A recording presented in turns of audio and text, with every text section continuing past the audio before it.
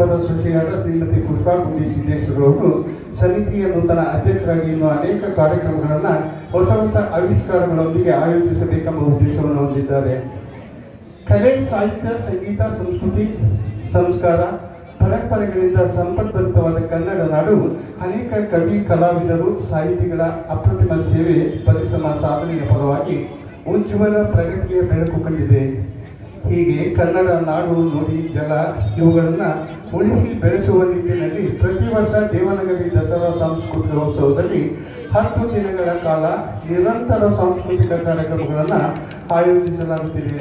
ಎಲ್ಲ ಕಾರ್ಯಕ್ರಮಗಳು ಅಳುವಿನ ಅಂಚಿನಲ್ಲಿರುವ ರಂಗಭೂಮಿ, ನಾಟಕ, ಜನಪದ ನೃತ್ಯ, ಜನಪದ ಗಾಯನ, ವೀರಗಾಸೆ, ಸುಗಮ ಸಂಗೀತ, ವೀಣಾವಾದನ, ಸಾಮಾಜಿಕ ಮತ್ತು ಐತಿಹಾಸಿಕ ನಾಟಕಗಳ ಪ್ರದರ್ಶನ, ಭರತನಾಟ್ಯ ಮತ್ತು ಡೊಳ್ಳು ಕುಣಿತ, ಭಜನೆ ಇಂತಹ ನಾಡಿನ ಜನಗಳ